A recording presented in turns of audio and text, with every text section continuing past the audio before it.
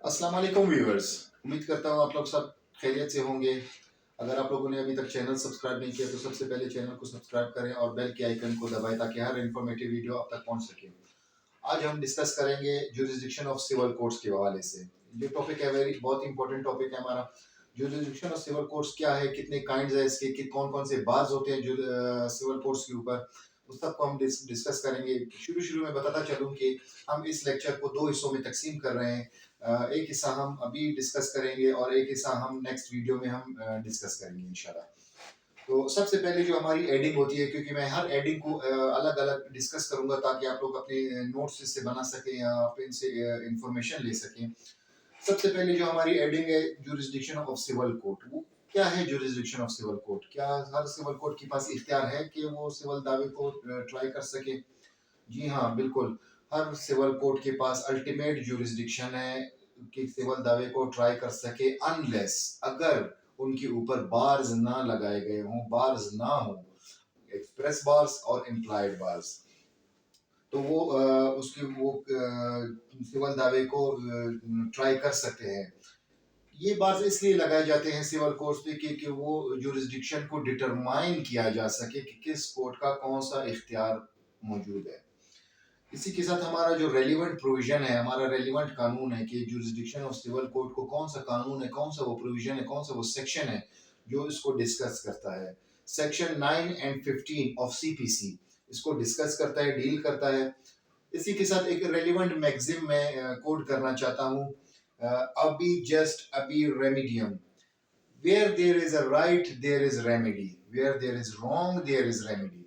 जहां पे आपके पास एक राइट है वहां पे आपके पास एक रेमेडी मौजूद है। जहां पे आपके पास एक आपके साथ एक रॉन्ग हुआ है वहां पे आपके पास एक रेमेडी मौजूद है। कानून में हर चीज के लिए एक रास्ता दिया गया है, बस फर्क ये है कि हमने वो रास्ता खुद ढूंढना होता है। Meaning of jurisdiction. जुरिसडिक्शन को तो हम बार बार कह रहे हैं, जुरिसडिक्शन जुरिसडिक्शन जुरिसडिक्शन का मतलब क्या है? अब हम कानून के स्टूडेंट्स हैं, हम कानून के तालिब इल्म हैं, हम खुद से ना मीनिंग बनाएंगे ना हम खुद से, हम किताब देखेंगे, हम नोटबुक देखेंगे, हम डिक्शनरीज देखेंगे। अगर हमें प्रॉपर मीनिंग नहीं मिलता तब हम क्या जाएंगे, तब हम एक जजमेंट की तरफ जाया करेंगे, जजमेंट को देखेंगे कि जजमेंट है क्या इसके हवाले से, जुरिसडिक्शन के हवाले से। अगर जजमेंट है तो उसमें जजमेंट को किस तरह से डिस्कस किया गया है, उसके क्या मतलब, क्या मानी दिए गए, कैसे इंटरप्रेट किया गया है उसको। जुरिसडिक्शन के मतलब है authority and power, power to signifies power to authority to try a civil suit simply। PLD 1985 page 121 Quetta, ये रेलिवेंट जजमेंट है इसका। इसमें इनके मतलब को, मीनिंग को एलोबरेट किया गया है। नेक्स्ट हेडिंग पे आते हैं, स्कोप ऑफ जुरिसडिक्शन। कौन से स्कोप है वो जुरिसडिक्शन के, क्या स्कोप होता है जुरिसडिक्शन का या नहीं। एक और जजमेंट कोड करूंगा, 1993 CLC page 2026। Every civil court has ultimate jurisdiction unless barred expressly और इम्प्लाइडली। एक और हेडिंग आ जाती है, want of jurisdiction, excess of jurisdiction, wrong application of jurisdiction. तीन चीजें यहाँ पे दी गई है कि वांट ऑफ जुरिसडिक्शन क्या होता है, एक्सेस ऑफ जुरिसडिक्शन क्या होता है और रॉन्ग एप्लीकेशन ऑफ जुरिसडिक्शन क्या होता है। सबसे पहले हम डिस्कस करेंगे वांट ऑफ जुरिसडिक्शन को। वांट ऑफ जुरिसडिक्शन होता क्या है? वांट ऑफ जुरिसडिक्शन का मतलब होता है कि अगर एक मजिस्ट्रेट साहब है हमारे, वो एक सिविल दावे को ट्राई करते हैं, एक सिविल सूट उसके पास आता है, वो उसको एविडेंस रिकॉर्ड करते हैं, तमाम एक दावा चलाते हैं और उसको डिसाइड करते हैं। तो उन्होंने क्या किया, अपने जुरिसडिक्शन के ना होते हुए, there is no jurisdiction, want of jurisdiction means there is no jurisdiction, कि जुरिसडिक्शन के ना होते हुए उन्होंने क्या किया, वो उस जुरिसडिक्शन को एक्सरसाइज किया उन्होंने, जबकि आपके पास कोई जुरिसडिक्शन मौजूद ही नहीं था। वांट ऑफ जुरिसडिक्शन का मतलब ये होता है कि there is no jurisdiction. Second है हमारा excess of jurisdiction. Excess of jurisdiction का मतलब क्या है? एक सिविल कोर्ट है, वो एक सूट को जो है पिक्यूनरी जुरिसडिक्शन उसके पास मौजूद है। सिविल कोर्ट है, ऑफ कोर्स टेरिटोरियल जुरिसडिक्शन भी उसके पास है। अब होता क्या है, एक दावा उनके सामने आता है, लेकिन पिक्यूनरी जुरिसडिक्शन में उस सिविल कोर्ट को इख्तियार है कि वो 10 लाख तक का दावा डिसाइड करे, लेकिन वो करता क्या है, वो 50 करोड़ के दावे को डिसाइड करता है, जबकि उसके पास जो पिक्यूनरी जुरिसडिक्शन है, जो सूट वैल्यू है वो 50 करोड़ की है, और इनको जो इख्तियार दिया होता है वो 10 लाख तक दिया है। तो वो क्या करता है, अपने इख्तियार से तजावुज करता है, एक्सेस करता है, बाहर निकलता है। तो इट मींस उस सिविल कोर्ट के पास इख्तियार ही नहीं था 50 करोड़ के दावे को सुनने का, तो उन्होंने एक्सेस ऑफ जुरिसडिक्शन किया, अपने इख्तियार से तजावुज किया। एक और इसी के साथ सब हेडिंग है, रॉन्ग एप्लीकेशन ऑफ जुरिसडिक्शन। एक सिविल अदालत है, उसके पास इख्तियारात है टेरिटोरियल जुरिसडिक्शन के as well as pecuniary jurisdiction के भी इख्तियारात मौजूद हैं। तब वो क्या करता है, तब वो करता ये है कि एक दावा उसके सामने आता है, लेकिन उस दावे को चलने के काबिल ही नहीं है, वो दावा चलाने के काबिल ही नहीं है, वो चलना ही नहीं है अकॉर्डिंग टू लॉ, वो मेंटेनेबल ही नहीं है।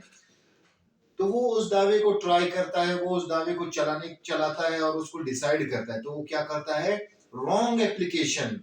जब जो हेडिंग है हमारा वो ही हमें बता रहे कि रॉन्ग एप्लीकेशन ऑफ जुरिसडिक्शन, अपने इख्तियार का गलत इस्तेमाल करना, रॉन्ग अप्लाई करना उसको। तो वो क्या करता है, रॉन्ग एप्लीकेशन ऑफ जुरिसडिक्शन करता है। एक हेडिंग आती है हमारे पास, जुरिसडिक्शन बाय कंसेंट।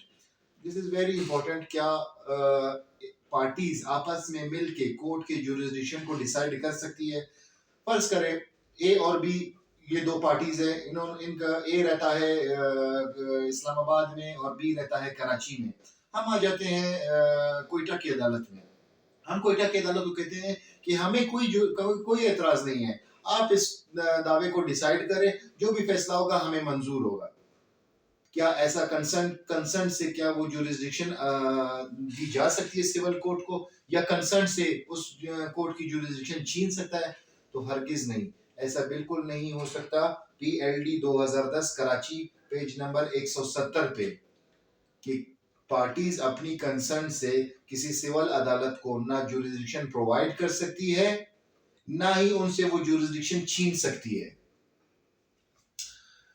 पीछे एक चीज मैं डिसाइड करूं कि मजिस्ट्रेट साहब के जो हवाले से हमने वो किया था कि वांट ऑफ जुरिसडिक्शन। अब एक क्वेश्चन अराइज होता है, बाज औकात लोगों के दिमाग में ये बात आ जाती है कि CRPC सेक्शन 146 में मजिस्ट्रेट साहब सिविल डिस्प्यूट को तो डिसाइड कर सकते हैं, वो सिर्फ टेम्परेरीली डिसाइड कर सकते हैं कि वो उस डिस्प्यूट को रोक सके, लेकिन वहां पे भी उन पे बार्स है कि वो टाइटल को डिसाइड नहीं करेंगे। सिर्फ और सिर्फ वो उस डिस्प्यूट को 146 CRPC में रोकेंगे। टाइटल डिसाइड करने के लिए वो दोबारा सिविल कोर्ट के पास ही जाएगा। Anyhow, एक और एडिंग आ जाती है, court in which suit should be instituted. कौन सी वो अदालतें हैं जहां पे सिविल दावा इंस्टीट्यूट किया जा सकता है या स्टार्ट किया जा सकता है? Section 15 of CPC deals with this heading, every suit be instituted of the court of the lowest grade competent to try।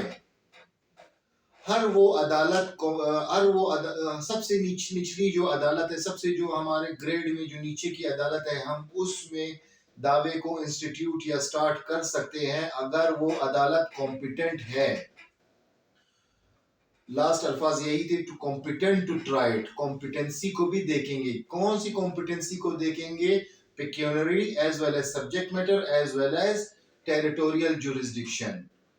क्योंकि सिविल डिस्ट्रिक्ट कोर्ट भी सिविल कोर्ट है, हाई कोर्ट के पास भी सिविल इख्तियारात मौजूद है, लेकिन हम लोएस्ट ग्रेड पे जाएंगे। इसका ऑब्जेक्ट क्या है कि हम लोएस्ट ग्रेड के लोएस्ट फोरम के पास ही जाएं? ऑब्जेक्ट क्या है इसका, क्यों ऐसे किया जा सकता है? जबकि बाद इख्तियारात तो डिस्ट्रिक्ट कोर्ट के पास भी है, हम डायरेक्ट डिस्ट्रिक्ट कोर्ट के पास भी जा सकते हैं। इसका मतलब ये है कि overcrowding upon the high forums, उनको रोका जा सके। To prevent overcrowding upon the high forums, उनको प्रिवेंट किया जा सके, रोका जा सके कि उनके पास ज्यादा रश ना हो, ज्यादा ओवर क्राउडेड ना हो अदालतें। इसलिए हम नीचे की अदालतों से स्टार्ट करेंगे। इसका ऑब्जेक्ट ये है।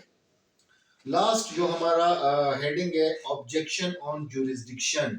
क्या ऑब्जेक्शन जो जुरिस्डिक्शन के ऊपर ऑब्जेक्शन किया जा सकता है, कौन कौन से वो जुरिस्डिक्शन है जिन पे ऑब्जेक्शन किया जा सकता है।